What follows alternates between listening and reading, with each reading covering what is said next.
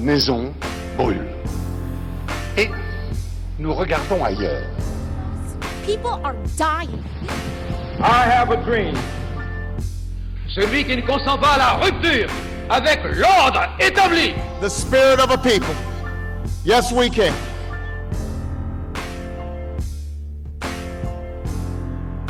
Civis, le podcast de la réflexion collective et de l'engagement citoyen. Pour ce 9e épisode de Civis, on va recevoir Jean-Michel Apathy. Donc actuellement, il est éditorialiste politique sur LCI et sur France 5.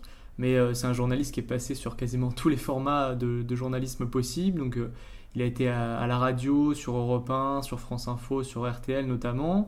Dans des journaux papier, il a écrit pour Le Parisien, mais aussi à la télé. Donc j'ai dit sur France 5 actuellement, mais il est passé sur Canal+, dans le Grand Journal. Avec lui, on va parler du journalisme en France en 2020, on va parler de l'objectivité des journalistes, de la défiance qui règne vis-à-vis du métier, et particulièrement vis-à-vis du métier qu'il exerce aujourd'hui, celui d'éditorialiste politique. On va aussi aborder l'arrivée des nouveaux médias, la disparition potentielle des médias existants, le problème démocratique que pose la concentration des médias dans les mains d'un petit nombre, et le traitement des violences, notamment les violences policières dans les médias, à l'heure des gilets jaunes et de la défiance justement globalisée vis-à-vis des journalistes. J'espère que cette interview vous plaira. Jean-Michel Apathy, bonjour. Bonjour. Alors, je vous présente, vous êtes journaliste à la radio, aussi à la télé, vous avez écrit dans la presse papier. Vous êtes actuellement chroniqueur sur LCI et sur France 5, mais vous avez été éditorialiste au Grand Journal et intervieweur politique sur France Info. Pour commencer cette interview, je vais vous demander quelle est votre définition du journalisme et quelle différence vous faites entre le métier de journaliste et le métier que vous exercez actuellement, le métier d'éditorialiste politique.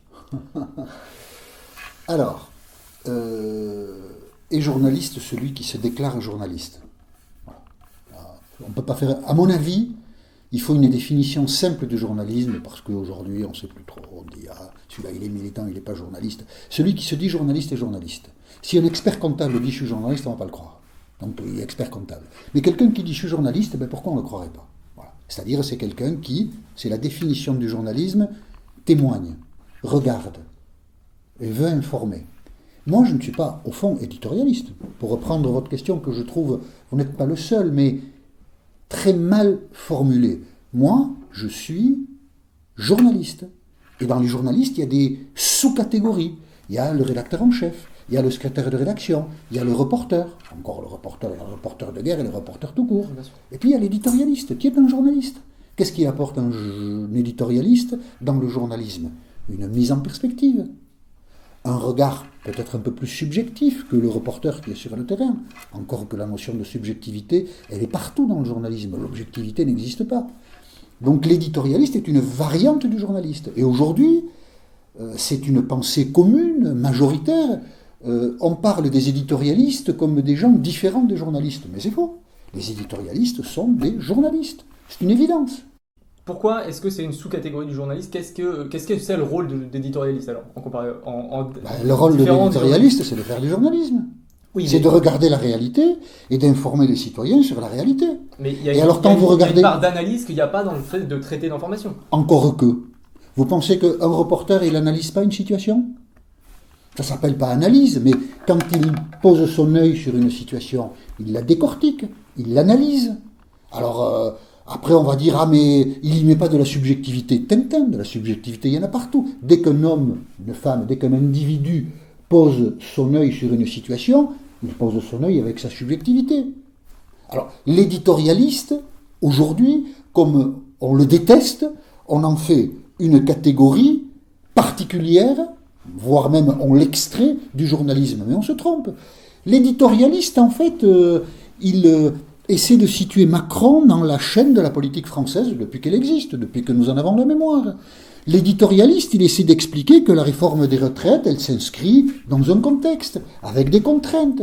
L'éditorialiste, il essaie d'expliquer que quand Laurent Berger dit « Enfin, c'est scandaleux de parler des mesures de financement, il faudra bien qu'on en parle à un moment, parce que c'est quand même les contribuables qui vont payer. » L'éditorialiste, il essaie de remettre d'équerre ce que la parole politique peut avoir de confuse, de malhonnête, de manipulatrice. C'est à ça qui sert l'éditorialiste. Et puis après, vous avez toute une gamme d'éditorialistes. Il y a des éditorialistes qui sont engagés dans un projet politique, engagés auprès de personnalités. Bon, après, voilà, chacun éditorialise comme il veut, mais l'éditorialiste, il est journaliste, et il est utile parce qu'il contribue à l'information. Simplement, aujourd'hui, dans ces temps démagogiques, on pense que les éditorialistes sont vendus, alors, à la finance, aux banques, à la droite, jamais à la gauche. Hein. La gauche n'achète pas les éditorialistes, hein. C'est la droite qui les achète. Hein. Enfin, bon, tout un tas de bêtises, de démagogie lourde, de populisme qui est en train de nous bouffer. Les éditorialistes, ce sont des journalistes. Et il n'y a pas de honte à être un éditorialiste. Voilà.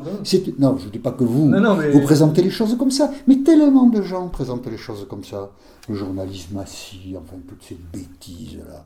Des gens qui n'ont pas réfléchi à la situation, des gens qui peut-être sont dans la souffrance, mais enfin, moi je ne veux pas être réceptionnaire de la souffrance de ces gens-là. Moi j'ai fait un travail de journaliste, comme d'autres font un travail de journaliste, et je sais de le faire honnêtement. Moi je m'en fous que qui que ce soit gagne, perde l'élection présidentielle, c'est pas mon problème. Mon problème c'est d'essayer de bien faire mon métier pour essayer d'informer les gens.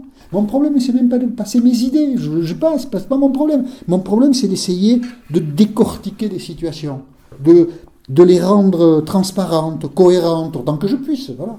Donc je suis journaliste. Oui, mais bien sûr que oui. Enfin, c'était pas je ne le prenais pas comme une attaque. Plutôt pour demander. Si je réponds avec véhémence, c'est pas vis-à-vis de vous que je réponds avec véhémence, mais c'est vis-à-vis de tous les idiots qui peuvent mettre les éditorialistes dans une poubelle.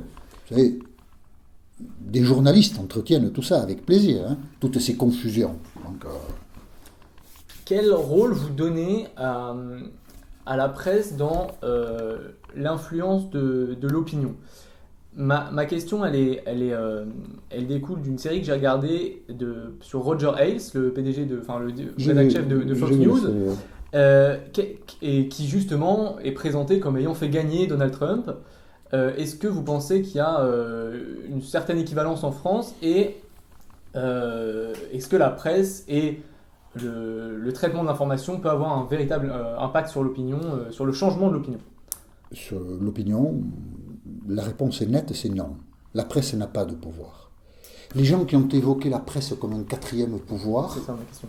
Voilà, ouais, me semblent dire quelque chose qui ne correspond pas aux faits. C'est important, les faits. Par exemple, si la presse avait eu du pouvoir, jamais Jean-Marie Le Pen n'aurait été au second tour de l'élection présidentielle. Si la presse avait eu du pouvoir, le oui aurait gagné lors du référendum de 2005. Personne dans le monde ne s'est jamais penché sur un fait qui s'est déroulé devant nous sur un temps très long et qui rendrait l'analyse passionnante. L'Union soviétique s'est constituée en 1917 et ce régime s'est écroulé en 1990, 70 ans. 3 générations et demie qui ont vécu sous la coupe du pouvoir communiste en Union soviétique, c'est-à-dire en Russie. Le pouvoir a maîtrisé pendant 3 générations et demie l'appareil d'éducation, l'appareil de loisirs, l'appareil d'information. Et quand il s'est écroulé, ce régime-là, eh bien on a retrouvé les sentiments de la société russe d'avant la Révolution, que ce pouvoir s'était ingénié à déconstruire. Le sentiment national russe et le sentiment religieux, qu'on a retrouvé 70 ans plus tard intacts dans la société russe, alors qu'ils ont été dénigrés pendant 3 générations et demie. La représentation artistique, tout comme la mission d'information, n'ont de la force que s'ils s'appuient sur des courants qui existent dans la société.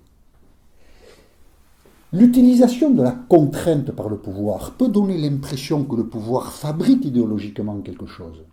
Mais en fait, il ne fabrique rien s'il n'y a pas de sincérité. La force lui permet de maintenir le couvercle sur la marmite, mais il ne change pas les mentalités.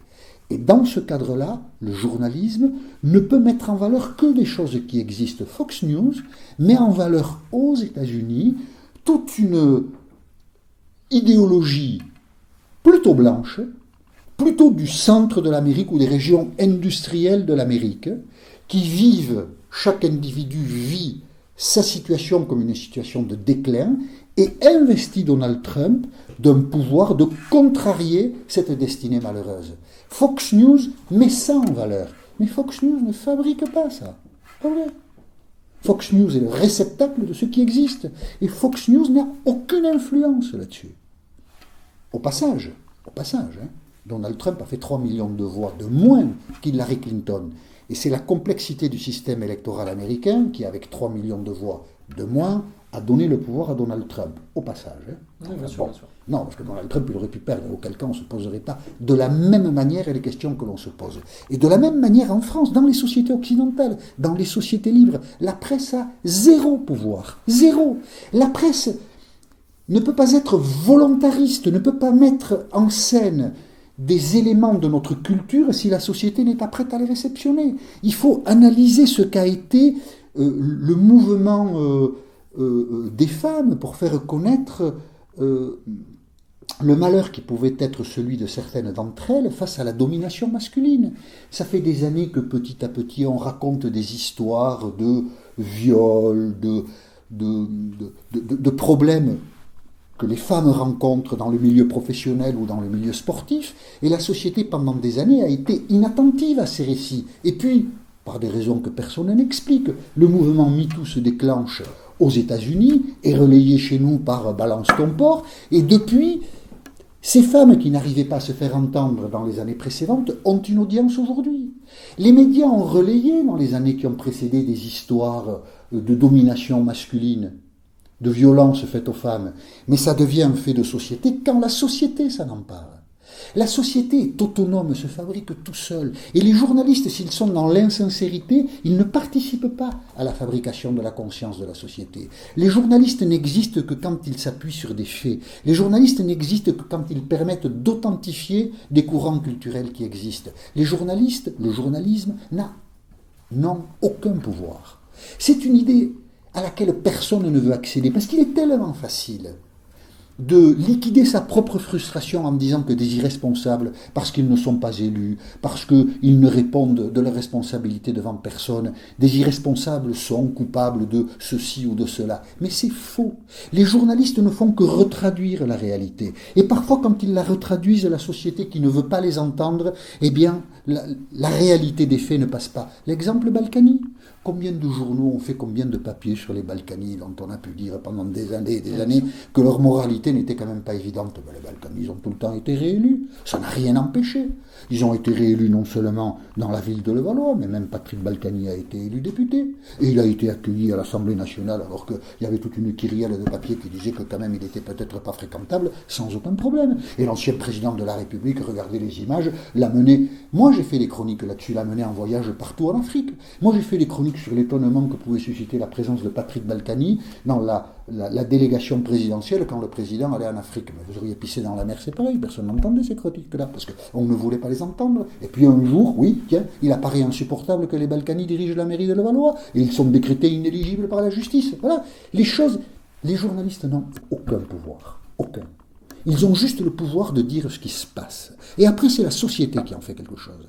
Tant qu'on ne comprendra pas ça, on fera peser sur les journalistes une responsabilité qui n'est pas la leur, on jettera un regard sur eux qui ne sera pas bon, et on sécrétera une agressivité vis-à-vis des journalistes qui ne sera pas justifiée.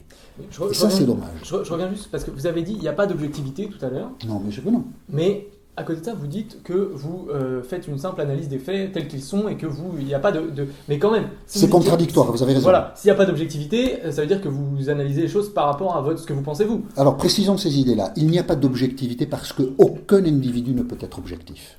Vous, moi, nous sommes fabriqués, nous avons une culture, une histoire, nous venons d'un milieu particulier, donc nous ne sommes pas objectifs. Le journalisme, c'est une espèce d'ascèse, et peut-être y a-t-il dans le journalisme des outils qui permettent de réfléchir à cela.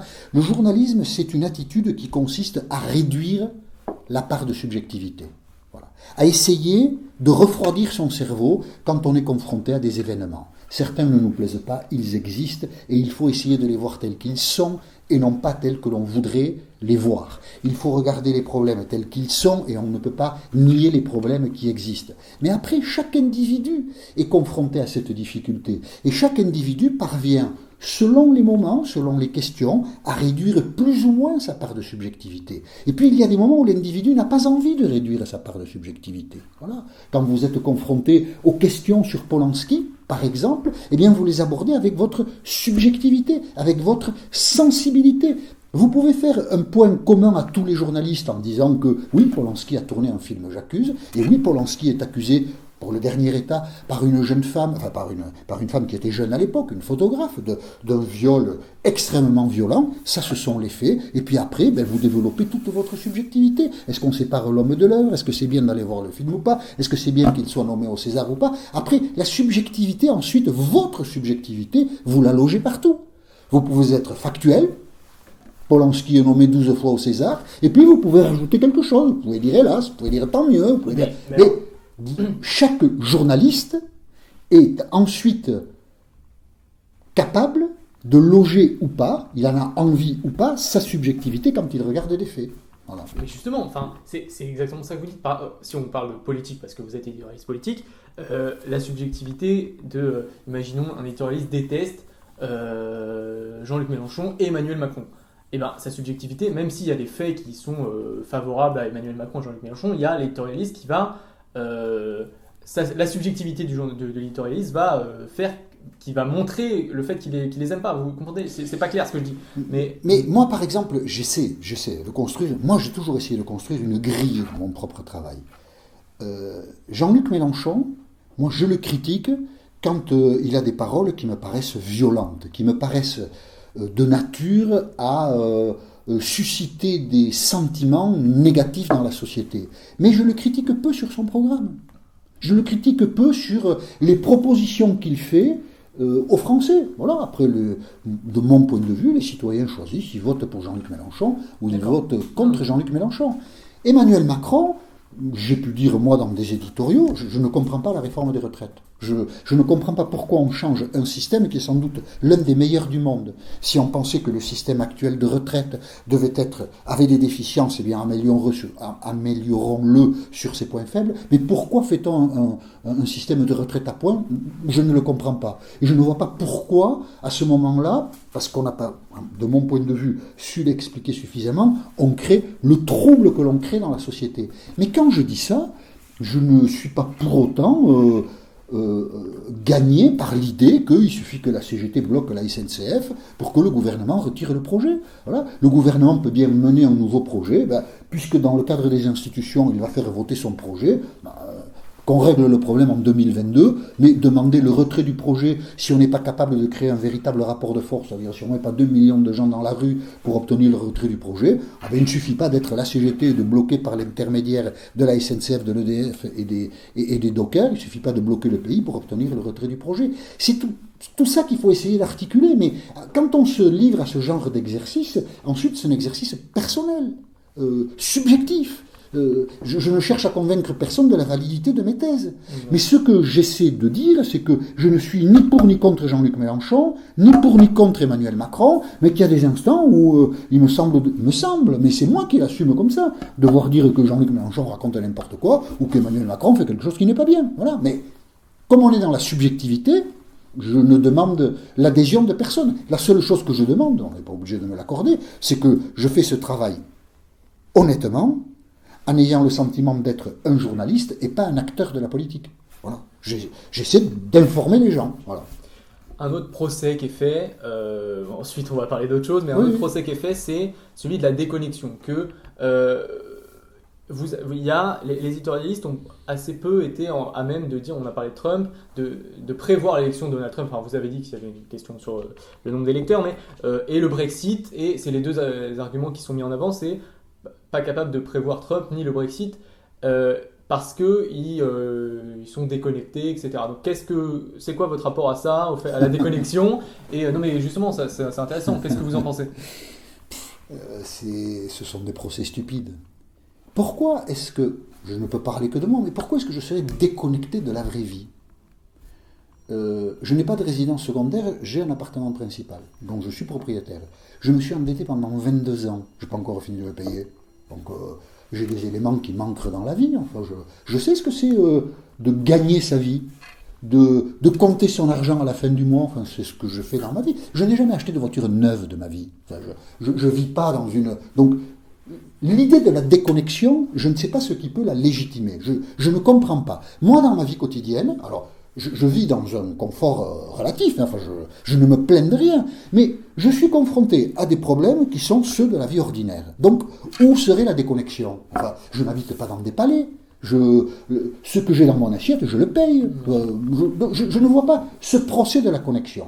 Ensuite, les éléments que vous citez. Par exemple, personne n'a anticipé l'élection de Donald Trump. Non, lui non plus. C'est vrai, bien sûr. C'est quand même, voilà, c'est quand même une stupidité de dire les journalistes sont déconnectés parce qu'ils n'ont pas vu que Trump allait être élu. Trump, il a été élu au terme d'une soirée électorale, il aurait aussi bien pu perdre. Il y a 3 États, il y a quelques grands électeurs quelques voix qui font basculer tous les grands électeurs d'un côté plutôt que de l'autre, et Trump se retrouve président des États-Unis. Enfin, des hasards comme ça, la vie en est tissée. Le Brexit, c'est David Cameron qui veut faire le référendum sur oui ou non devons-nous quitter la Grande-Bretagne. C'est pas les journalistes. Et David Cameron, quand il décide en 2015 de faire ce référendum, c'est parce qu'il pense qu'il va le gagner. Oui, mais il le perd. Bien sûr. Mais quel est le journaliste qui a dit David Cameron va gagner son personne. On attend qu'une campagne électorale se passe. Les journalistes ne sont pas des prédicateurs. Enfin, moi, je ne prévois pas l'avenir. Je suis capable de vous dire qui va être élu en 2022. Oui, mais c'est par rapport à votre analyse, c'est pas par rapport à des paris. Mais l'analyse, on l'a fait jour après jour. Donc l'analyse, elle est évolutive. Quand Donald Trump se lance dans la course présidentielle, on n'imagine pas qu'il a une chance de gagner. Mais quand on voit au fur et à mesure de la primaire républicaine qu'il est en train de dézinguer tout le monde, on comprend qu'il y a un candidat sérieux qui est en train de se déployer sous nos yeux. Et il s'appelle Donald Trump. Enfin, stupide. On adore détester les journalistes parce qu'au fond, c'est le plus facile à faire. On adore dire, et dans les journalistes, c'est plutôt les éditorialistes, on adore dire que les journalistes sont des crétins qui se trompent tout le temps. Mais quelle frustration on essaie de liquider en posant ce regard totalement stupide sur les journalistes. C'est ça qu'il faudrait poser comme question. On fait peser sur les journalistes l'échec que connaissent les sociétés occidentales depuis un moment. C'est-à-dire, c'est une histoire qu'on ne connaît pas, mais les sociétés occidentales, elles sont organisées, pour ne pas remonter à des temps plus anciens, depuis l'après-guerre, sur un système de solidarité, de création de richesses, qui permet à chacun d'imaginer que son futur sera meilleur que son présent.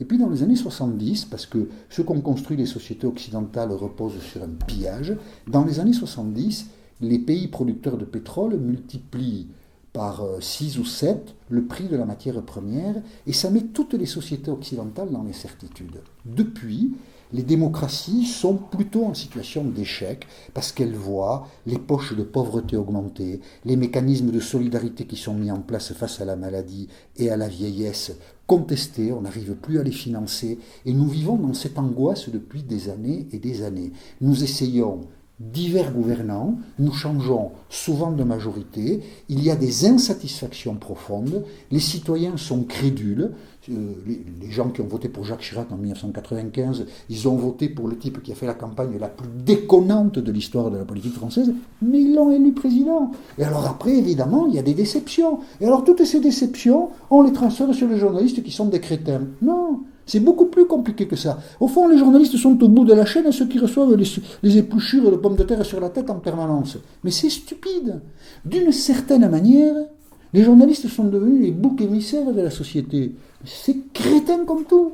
Crétin comme tout. Les citoyens font tout un tas d'erreurs en élisant des gens qui leur racontent n'importe quoi, et puis après, les gens qui leur racontent n'importe quoi ont une part de responsabilité, évidemment, et puis après, voilà, on va nous reprocher à nous, quoi.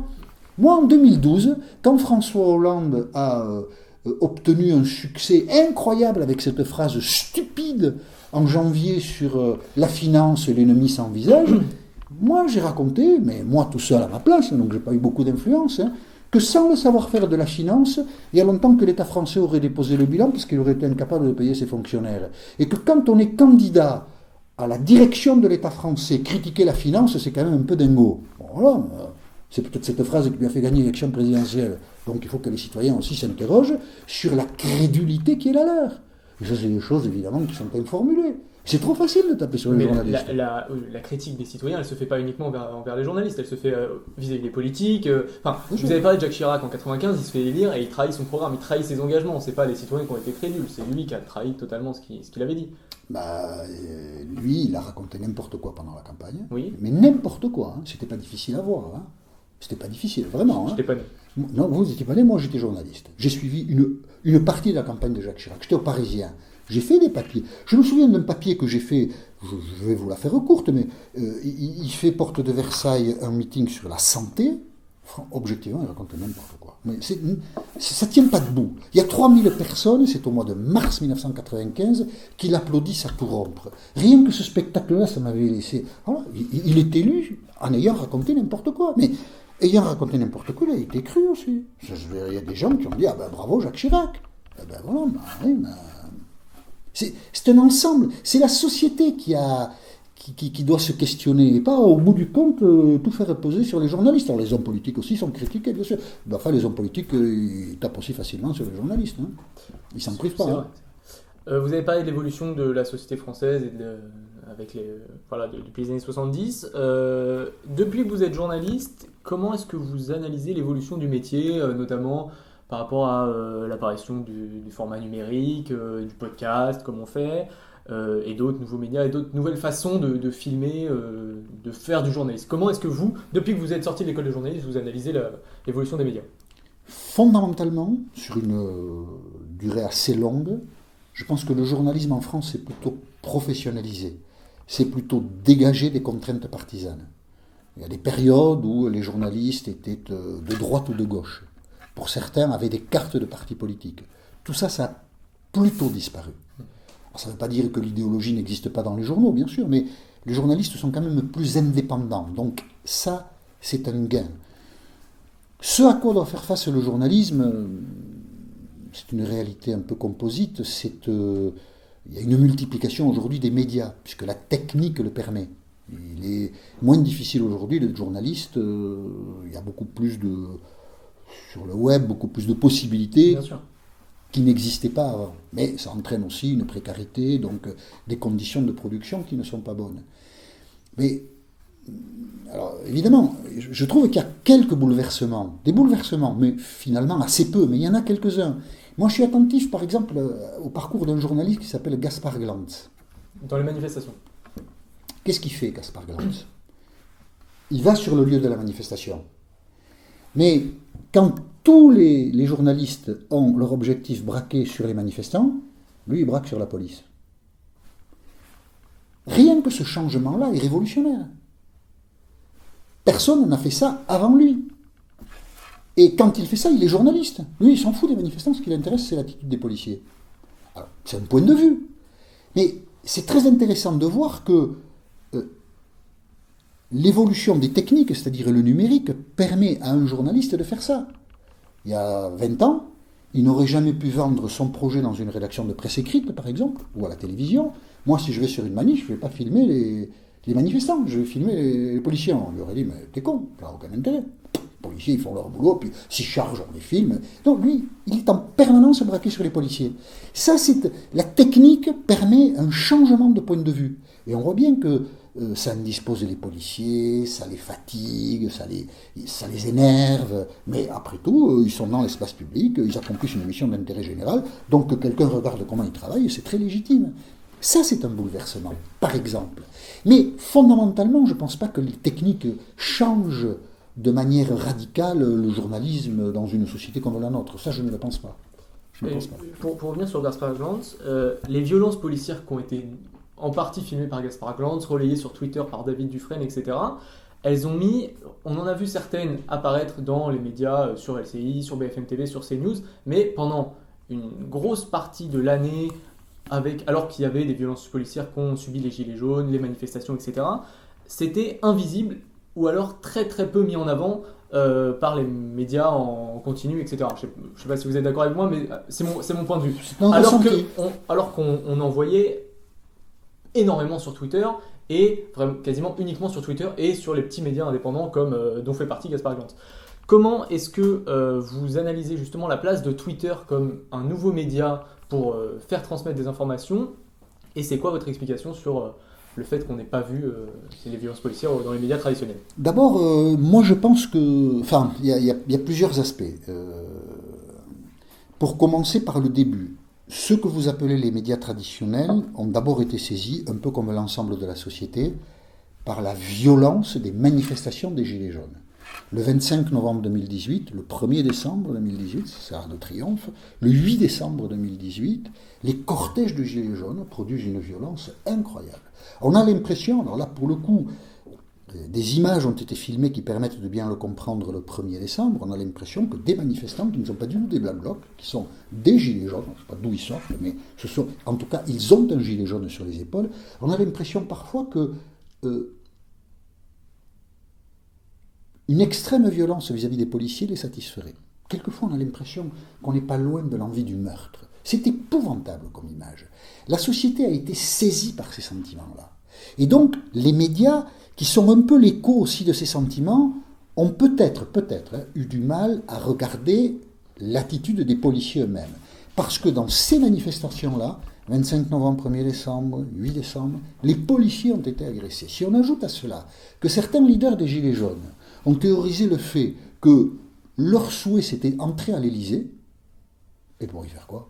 Par d'Éric Drouet. Par exemple, oui, mais pour le coup, Éric Drouet il représentait le mouvement des Gilets jaunes. C'est comme ça, pas nous qui l'avons décidé. Hein. Donc tout ça a suscité un effroi dans la société française qui a pu donner aux policiers le sentiment, puisqu'ils se sont sentis menacés, qu'une certaine impunité pouvait exister de leur côté.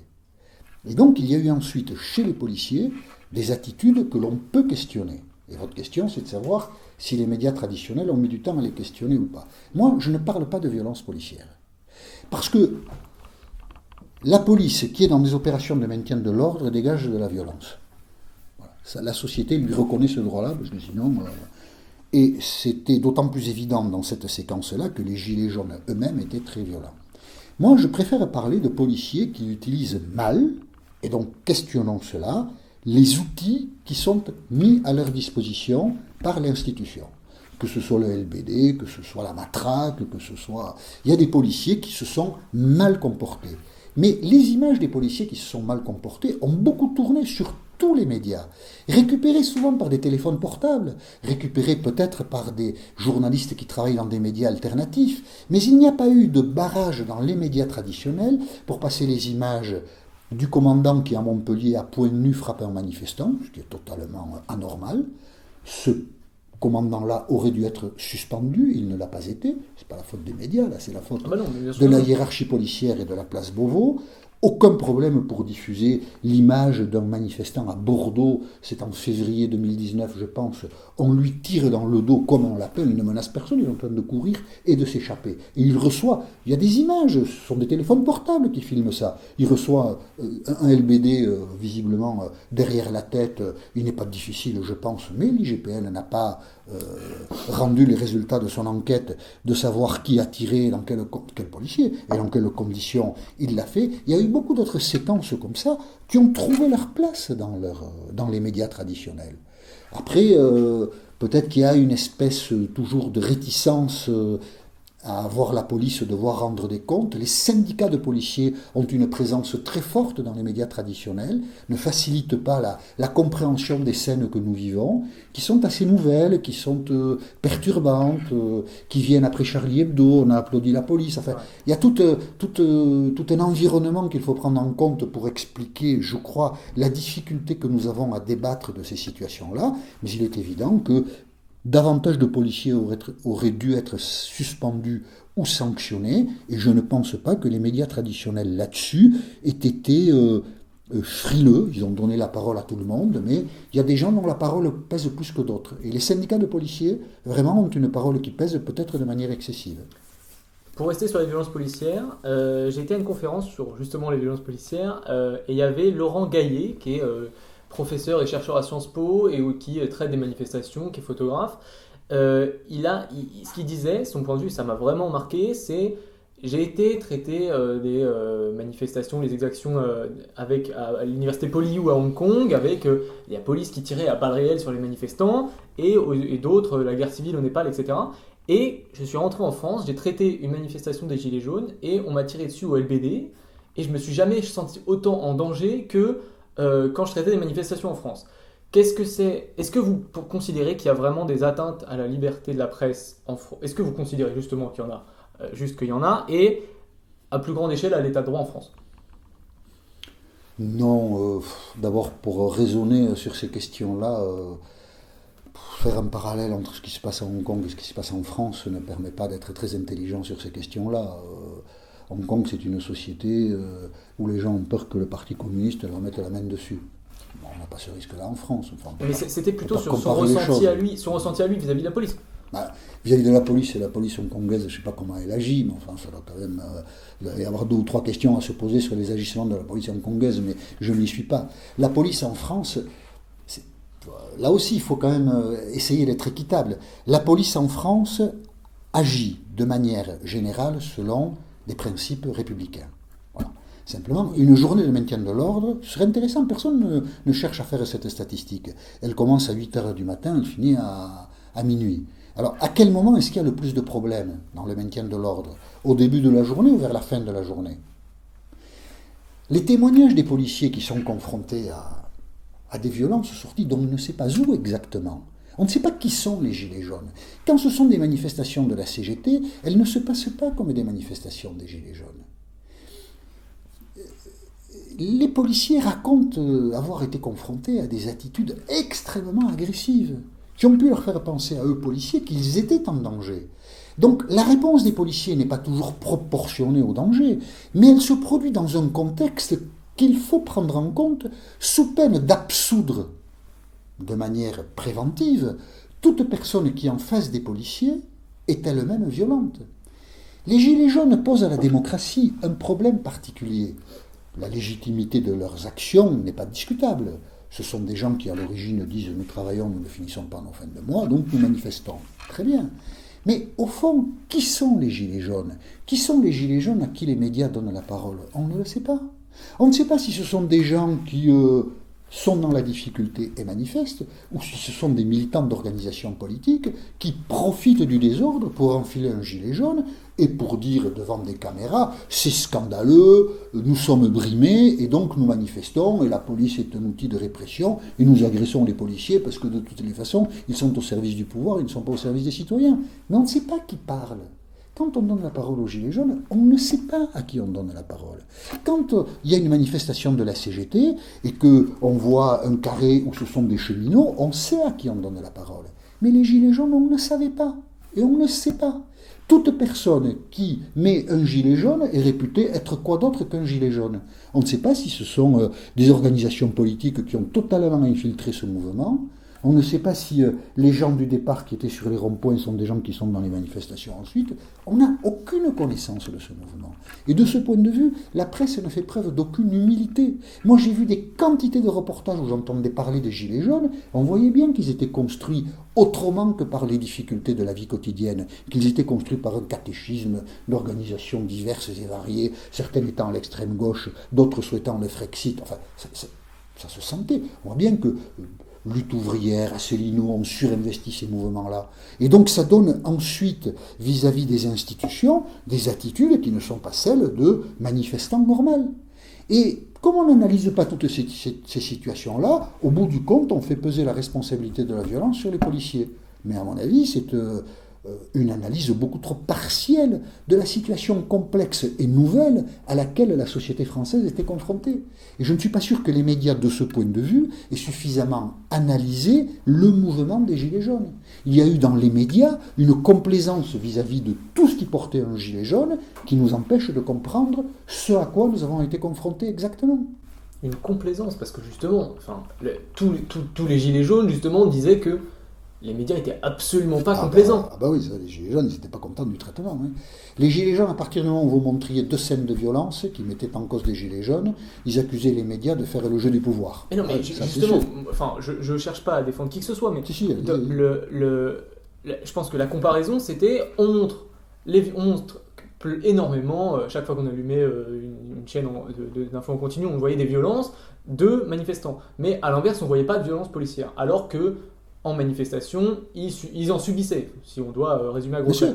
Mais donc c'est justement, c'est le 2 poids, 2 mesures de... D'abord, la violence policière a toujours été montrée. C'est-à-dire, quand il y a eu des scènes problématiques, à Nice, la femme qui se fait renverser, je vous parlais de Montpellier, où le commandant frappe le gilet jaune, je ne sais plus dans quelle ville de l'Est, il y a un manifestant qui prend un coup de matraque, il est de dos au CRS qui le matraque. Enfin, c'est des images qui tournent en boucle, mais elles tournent en boucle. Ensuite, il n'y a pas le relais de l'institution, l'IGPN ne dit rien. Enfin, les médias, ils atteignent leurs limites aussi par rapport à l'attitude des policiers. Jérôme Rodriguez, par exemple, perd un œil. Place de la Bastille, c'est début mars 2019. Quand Jérôme Rodriguez perd un œil, les médias relatent ce fait, cherchent à savoir ce qui s'est passé, interrogent les policiers, les médias font leur travail. Alors, la réponse, c'est l'IGPN a ouvert une enquête. Bon, donc, on attend le résultat de l'enquête. Ça ne doit pas être difficile de déterminer qui a tiré, dans quelles conditions il a tiré. Tout s'est passé à une unité de lieu, place de la Bastille. Il y a plein de vidéos. Vraiment, en un mois, l'enquête est faite. Ça s'est produit début mars 2019. L'IGPN n'a toujours rien dit de la manière dont Jérôme Rodriguez a perdu son œil. Mais ça, c'est pas les médias qui en sont responsables, c'est l'institution. Mais je reviens sur les gilets jaunes. Je comprends bien que c'est une idée à laquelle on ne veut pas accéder, mais réfléchissons-y 2 minutes. Les journalistes posent leur caméra ou prennent ça sur leur calepin quand ils voient des gilets jaunes. Est-ce qu'ils savent à qui ils parlent? Non. On ne sait pas qui sont les gens qui sont en face de nous. On n'a pas les moyens de savoir si la personne nous dit j'ai du mal à finir mes fins de mois. On ne sait pas si c'est vrai, on ne sait pas si c'est faux. On ne sait pas si cette personne est militante d'un parti politique, d'un groupuscule. En fait, on ne leur demande même pas. On les croit. Et c'est par là qu'il y a de la complaisance, mais une complaisance qui peut être difficilement contournée, c'est que nous n'avons pas les moyens de vérifier les récits qui nous sont racontés, et on les livre bruts. Quand je parlais de complaisance, quand même, j'ai un reportage en tête. Le Monde a envoyé l'une de ses meilleures journalistes, qui est d'une honnêteté foncière, et qui s'appelle, j'oublie son nom maintenant, Florence Aubenas. En province, elle a fait une série de papiers extrêmement forts sur les gilets jaunes. Très bien. Et donc, ça valorise le mouvement des gilets jaunes, qui mérite d'être valorisé, parce qu'il pose une question à la société. Qu'est-ce qu'on fait des gens qui travaillent et qui ne bouclent pas leur fin de mois? Qu'est-ce qu'on leur dit? Donc c'est un vrai problème. Mais en même temps, réduire les gilets jaunes tels que nous les avons vus à ça, à mon avis, ça ne va pas. Parce que samedi après samedi, dans les rues de Paris, de Nantes, de Rennes, de Lyon, de Lille, là où il y a eu des problèmes, ces gilets jaunes-là, je ne suis pas du tout sûr qu'ils ressemblaient à ceux que Florence Aubenas a regardés. Je pense qu'il y avait, dans les milliers de gens qui pouvaient se retrouver tous les samedis, une surreprésentation de groupuscules qui n'avaient pour idée que de faire tomber la République, de combattre le capitalisme, d'instaurer la 6e République, de faire le RIC, des choses qui étaient très éloignées de ce qui était fondamentalement les Gilets jaunes. La complaisance avec laquelle les médias ont relayé ces revendications-là, le RIC, référendum d'initiative, je ne sais plus comment, en toute matière. Enfin, quoi, moi je vais légiférer sur l'éducation, sur la santé. Si on invente un système de délégation pour faire les lois, c'est parce qu'il est difficile à 67 millions d'individus de construire des lois qui permettent de régler les problèmes d'une société. Enfin, on a rapporté tout ça avec une complaisance, avec une bêtise, sans questionnement, parce que ça provenait des Gilets jaunes. C'est bête, c'est enfantin. Enfantin. Une complaisance, si vous le dites, mais il y avait des paroles, la vôtre, mais celle de la plupart des responsables politiques qui disaient que le RIC c'était fou et que ça n'allait pas se faire. Qu'il fallait. Moi, j'ai vraiment pas vu de complaisance. J'ai trouvé qu'on relayait tout ça sans distance critique, sans. Je ne sais plus où c'était dans le flot des paroles, mais j'étais sur le plateau de LCI un matin, et dans un reportage, on entendait, c'était en Bretagne, une femme qui disait c'est fait de moi, terrible, une souffrance, on ne savait pas qui c'était, de toute façon on n'a jamais su. Et puis, au fur et à mesure de son propos, elle dit qu'elle a, je ne sais plus comment elle le formule, mais 2 agences, et qu'elle n'arrive pas à faire les fins de mois. Alors je ne sais pas si elle était agent immobilier, je ne sais pas ce qu'elle était, mais ça signalait quand même un profil très curieux pour un gilet jaune, plutôt quelqu'un qui avait l'air d'être installé dans une profession libérale et qui n'arrivait pas à boucler ses fins de mois, mais ce qui nous éloignait considérablement du petit salarié qui est ponctionné par le fisc. Et on donnait la parole à égalité, sans savoir qui nous parlait, à elle comme à d'autres. Et donc, on n'a pas restitué ce mouvement. Quant au RIC, Je pense quand même que la complaisance a existé, mais après c'est du ressenti, parce que on comprend bien que notre démocratie est insatisfaisante, que donner le pouvoir à quelqu'un qui vous a raconté à peu près n'importe quoi en 2000X, et puis repasser dans les urnes 5 ans plus tard, ça suscite des frustrations, parce qu'on aimerait bien au milieu lui dire que quand même ça va pas. Et c'est pour ça qu'il me semble qu'on a analysé avec complaisance des alternatives à la démocratie telle qu'on la connaît, qui pourraient installer une démocratie participative, mais sans réfléchir, m'a-t-il semblé, avec suffisamment de sérieux à la difficulté qu'il y avait à implanter concrètement des outils de démocratie quotidienne, permanente, permettant à chaque citoyen de s'exprimer, sans explorer les difficultés que posait ce genre de solutions, qui sont impraticables. Et donc on a donné la parole à des gens dans des conditions qui n'étaient pas très satisfaisantes et qui ne permettent pas aux citoyens de se faire une idée de la situation telle qu'elle existe ou telle qu'elle existerait si des revendications étaient satisfaites. C'est pour ça qu'il me semble qu'il y a eu beaucoup de complaisance.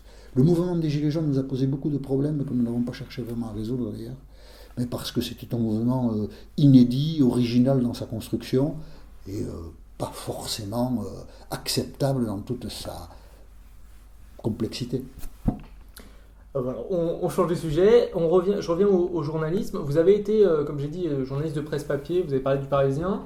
Est-ce que, vis-à-vis de l'avènement du numérique et des journaux médias, est-ce que vous pensez que la presse papier peut disparaître ? Non. Pourquoi ?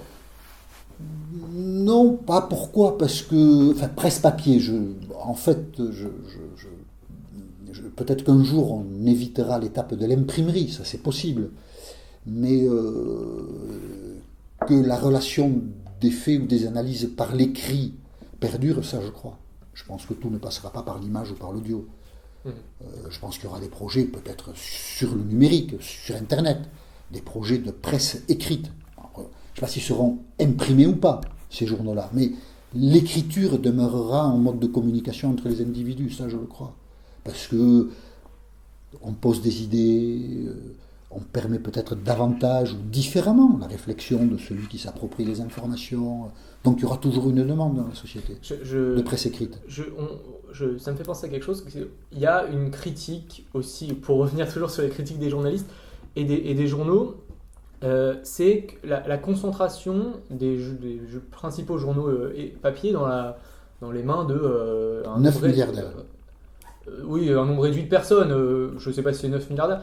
La propagande. Est-ce que ça pose un problème démocratique ou alors non, enfin, est-ce que ça pose un problème démocratique ? Oui, plutôt. C'est-à-dire qu'on aimerait que les journaux fabriquent eux-mêmes leur équilibre financier et qu'il n'ait pas besoin d'intervenants extérieurs à la presse pour vivre. Si le Monde a fait entrer des capitalistes dans son capital, c'est que le Monde risquait de disparaître. Ça a été pareil quand le Figaro a été vendu à Dassault. C'est que le groupe Hersan n'arrivait plus. Le groupe Hersan, c'était un groupe de presse qui avait généré ses propres capitaux par la vente et l'abonnement de ses produits. Et puis un jour, la montagne de dettes était telle qu'il a fallu faire appel à quelqu'un qui était capable de mettre de l'argent en espérant un jour retrouver un équilibre financier, ce qui est le cas aujourd'hui. De la même manière, la famille Amaury a vendu le Parisien au groupe de Bernard Arnault parce qu'ils n'arrivaient plus à faire face à leurs obligations financières. Et bien sûr que c'est dommage. Bien sûr qu'il vaudrait mieux que la presse reste financée par l'activité même de la presse. Mais en même temps, il faut assortir ça de 2 bémols. D'abord, le fait que la presse elle-même soit autonome n'empêche pas la construction de projets de presse qui sont outrancièrement partisans. Vous parliez de Fox News, Rupert Murdoch, c'est un capitaliste de la presse. Voilà. Et il crée Fox News, qui peut être, sur le plan des valeurs journalistiques, tout de même discuté. Le groupe Hersan était un groupe, quand il éditait Le Figaro, qui sans doute fabriquait ses journaux avec plus de mauvaise foi que le groupe Dassault ne le fait aujourd'hui. Donc il faut quand même peut-être relativiser un petit peu le fait que des capitalistes possèdent la presse.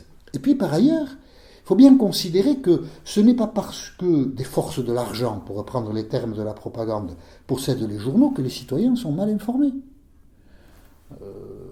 Si une information circule et si elle contrarie le groupe de Bernard Arnault, le Point qui est possédé par François Pinault va la publier. Et donc, au final, ce qui est important, c'est que les citoyens soient informés. Est-ce qu'on peut dire en France que les citoyens aujourd'hui sont mal informés, que les informations sont cachées et retenues parce que des capitalistes possèdent les organes de presse? Je ne pense pas qu'on puisse dire ça. Je pense que les groupes qui possèdent les journaux aujourd'hui s'efforcent de fabriquer les journaux, même s'ils sont extérieurs à la presse, avec beaucoup de professionnalisme. Et sans ces groupes, il y a beaucoup de journaux qui auraient disparu. Le Point aurait disparu, Le Monde aurait disparu, Le Figaro aurait disparu, Le Parisien aurait disparu. Bon, donc il faut quand même relativiser un peu ce qui, sur le papier, est dérangeant. Bien sûr que voir des industriels posséder la presse, ça n'est pas quelque chose de satisfaisant. Voilà. Mais les journaux auraient disparu sans eux. Il y a une question qui s'est posée en France, qui se pose depuis maintenant 2 ans, c'est la question de la liberté d'expression d'Éric Zemmour. Ça se cristallise autour d'Éric Zemmour parce qu'il a été condamné pour incitation à la haine, si je dis pas de bêtises. Qu'est-ce que c'est votre avis là-dessus sur est-ce qu'on doit garantir à Éric Zemmour le droit de s'exprimer sur une chaîne publique, enfin sur une chaîne sur une chaîne publique et maintenant sur CNews? On voit bien ce qui pose problème aujourd'hui dans la société. Au XIXe siècle, c'était différent. Le socialisme et le communisme contestaient la propriété privée. Aujourd'hui, ce qui pose problème, ce sont les religions, pour l'essentiel. Ou, si on veut être juste, quand on parle du judaïsme, de la culture juive. C'est ça qui pose problème aujourd'hui. Éric Zemmour, on ne peut pas en parler ex abrupto. Le problème que pose Éric Zemmour à la société française, c'est le problème de la haine que ses propos peuvent susciter vis-à-vis des musulmans. Éric Zemmour a fait la une de Causeur, je crois, en janvier 2018, et il dit « Entre l'islam et la République, les musulmans doivent choisir ». Si on prend au pied de... C'est là, en une de Causeur, hein. Si on prend au pied de la lettre cette citation, ça veut dire que l'islam est incompatible avec la République, puisque les musulmans doivent choisir entre l'une ou l'autre. Ça veut donc dire, dans la logique de ce raisonnement, qu'il faut interdire l'islam. Si Éric Zemmour pose problème, c'est parce qu'il a été condamné par la justice française pour incitation à la haine religieuse.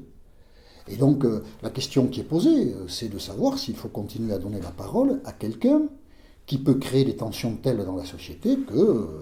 Au bout du compte, il peut y avoir des actions extrêmement violentes et graves vis-à-vis de certaines communautés. C'est ça le problème que pose Éric Zemmour. C'est pas qu'il s'exprime en tant que tel, c'est parce que ce qu'il dit... Oui, mais bien sûr, c'est par ça rapport... ma question. Ah oui, c'est ça votre question. Mais alors, par rapport aux musulmans, Éric Zemmour dit ce qu'il dit. Et puis il y a beaucoup de prises de parole qui sont problématiques, et puis il a été au moins condamné 2 fois par la justice. Quand Dieudonné tient les propos qu'il tient vis-à-vis des Juifs, Dieudonné est interdit d'antenne. Personne ne se pose la question aujourd'hui de savoir s'il faut donner la parole à Dieudonné ou pas, s'il y a là une atteinte à la liberté de parole ou pas vis-à-vis de Dieudonné. Tout le monde trouve normal, et moi aussi, que Dieudonné n'ait pas accès aux médias en France. Voilà. Alors, mais Éric Zemmour, c'est un autre traitement. Si vous critiquez les Juifs, vous êtes blacklisté. Si vous critiquez les musulmans, vous avez une émission sur CNews.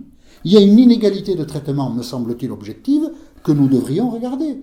Moi, je ne plaide pas pour l'interdiction d'antenne d'Éric Zemmour. Je pose juste la question de savoir pourquoi, alors qu'il a été condamné 2 fois par la justice, pourquoi il a l'audience qu'il a. C'est-à-dire, pourquoi les gens qui sont en situation de décider de lui donner la parole, la lui donnent effectivement. Pourquoi ça ne suscite pas davantage de débat? Voilà, c'est une question. J'ai une dernière question, c'est comment est-ce qu'on devient éditorialiste politique? Qu'est-ce que vous faites? Est-ce que vous lisez tous les livres politiques qui sortent? Est-ce que vous regardez toutes les émissions politiques, etc. Comment est-ce qu'on arrive à là où vous en êtes? Moi, je vais vous faire ça. Il faut toujours donner un peu de perspective aux réponses, parce que sinon on ne les comprend pas. J'ai quitté l'école à 14 ans, j'ai travaillé pendant 10 ans, j'ai été garçon de café et représentant automobile. Et puis un jour, je me suis dit que je passais à côté de ma vie, alors j'ai repris des études. Et puis un jour, pendant ces études-là, j'ai fait du droit, je me suis dit que ce qui m'intéressait vraiment, c'était la politique, mais que je n'avais pas la mentalité pour faire de la politique, mais que ce que vraiment au fond de moi j'avais envie de faire, c'était de regarder la politique et de parler de la politique, de restituer la politique, d'analyser la politique. Et à partir de ce jour-là, pour moi, les choses ont été assez simples. Je n'ai jamais voulu être journaliste, mais j'ai toujours voulu être journaliste politique. Et je n'ai jamais voulu être éditorialiste, j'ai voulu parler de la politique, j'ai fait du reportage pendant de longues années, du reportage politique, voilà. Et puis après, petit à petit, ça se fait dans une évolution assez naturelle. Je ne suis pas arrivé, même dans ce métier, en me disant il faut que j'éditorialise comme je le fais aujourd'hui. Voilà, ça a été assez progressif, assez naturel au fond. Et si j'ai fait ça, c'est parce que j'avais envie de le faire. Voilà. Et c'est la seule raison valable, me semble-t-il. Et comment on prépare un éditorial alors ? Comment est-ce que... Après, votre question, oui, bien sûr, il faut s'informer, il faut lire, il faut parler avec des gens, il faut travailler, oui, bien sûr. Oui. Il faut travailler, il faut... Oui, il faut pas rester, si je puis me permettre, le cul sur sa chaise, oui, comme très longtemps à l'idée reçue. Mais voilà. Il y a 1000 manières de ne pas rester le cul sur sa chaise. Oui. Je reviens sur une certaine idée aussi qu'on se fait des éditorialistes et des journalistes en général, c'est la proximité avec les politiques, aussi sur le côté partisan, etc. Comment est-ce qu'on pose des limites à ça ? Vous avez parlé du monde de l'argent, mais bon, voilà, bref. Comment est-ce qu'on pose des limites à la collusion avec les politiques ? Est-ce que, je sais pas, vous en appelez, c'est des procès, parce que vous en appelez, vous déjeunez avec eux, etc. C'est des procès qu'on a fait à François-Olivier Gisbert par rapport à Dominique de Villepin, par exemple, qu'ils étaient très proches, quitte à ce que ça aille jusqu'à brouiller son analyse politique. Comment est-ce qu'on pose des limites à la collusion avec les politiques ? Là aussi, c'est une hygiène personnelle. Moi, je me suis très tôt posé plusieurs règles. Je vais y revenir. Hein.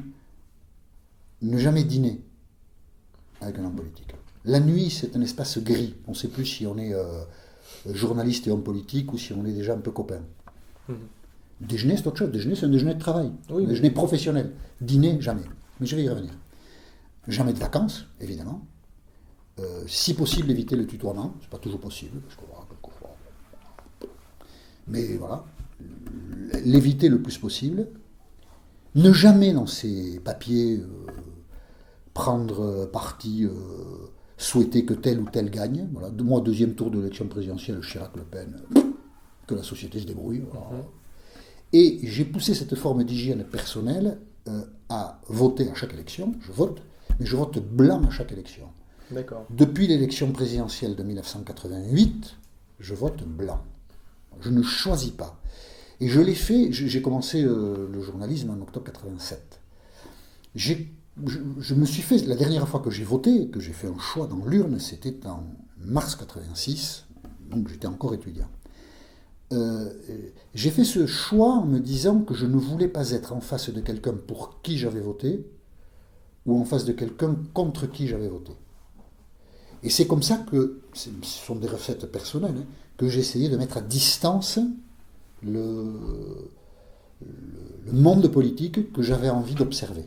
Je n'ai pas d'amis dans le monde politique, et je n'ai pas de complicité, et je n'ai pas de préférence. Voilà. Alors après, j'ai fait 2 dîners dans ma vie, un qui est passé sous les radars, parce que de toute façon il n'y avait pas d'intérêt, mais voilà. Et puis un deuxième, il n'y a pas si longtemps que ça, vous en avez peut-être entendu parler, j'ai été manger soi-disant du homard, mais ce soir-là il n'y avait pas de homard, chez François de Rugy, président de l'Assemblée nationale. Mais bon, j'y étais, parce qu'il y avait un réseau amical dans lequel je me suis trouvé. On m'a dit, tiens, il y a un dîner qui est organisé. J'ai d'abord dit que je n'irais pas, parce que voilà, il y avait un feu rouge qui s'était allumé, et puis j'y étais, et puis ça m'est retombé sur les pieds, et puis voilà, bon. Mais... Voilà. Et le premier dîner, c'était quoi ? Vous avez dit qui passait le premier dîner, non. Non, c'est un homme politique, c'était un socialiste, c'est fin des années 90. À l'époque, je travaillais à l'Express. Il y avait un congrès du Parti Socialiste, et alors, bon, moi je le connaissais, mais bon, je n'ai jamais été copain avec lui. Il est devenu ministre plus tard. Bon, ouais. Et alors j'ai compris après, donc il nous a invités, on était 2 journalistes, il nous a invités à dîner. Alors bon, ça m'a un peu surpris, mais bon. Et en fait, c'était très désagréable, parce qu'en fait, il nous considérait avec sympathie. Il ne savait pas ce qu'il devait faire dans le congrès du Parti Socialiste qui avait lieu 2 mois plus tard. Est-ce qu'il devait présenter ou pas un texte, se compter avec des militants ou pas. Et il nous demandait ça à nous. Enfin, Alors, l'autre personne avec qui j'étais avait tendance à lui répondre, à lui donner des conseils. Bon, je trouvais ça crétin, quoi. Et à un moment, je lui ai dit dans le dîner, écoute, ce que tu veux, pas te dire moi ce que tu veux faire. C'est ridicule, notre dîner. Et dans un bon resto, tout ça, c'est... Le dîner, c'est une plaie. Voilà. D'accord. Merci beaucoup, Jean-Michel Apathy. Merci à vous. Dans les prochains épisodes de Civis, on va recevoir des historiennes, des historiens, mais aussi des chercheurs et des politiques qui s'engagent tous au service du bien commun. Vous pouvez retrouver les épisodes qui sont déjà sortis sur les différentes plateformes de podcast, en plus d'être sur YouTube. Si cette interview vous a intéressé, n'hésitez pas à nous le dire en commentaire et à vous abonner. Si vous connaissez des gens qui sont intéressés ou intéressants pour répondre à nos questions, n'hésitez pas à nous en faire part. Vous pouvez toujours nous contacter sur Twitter ou à l'adresse civispodcast@gmail.com.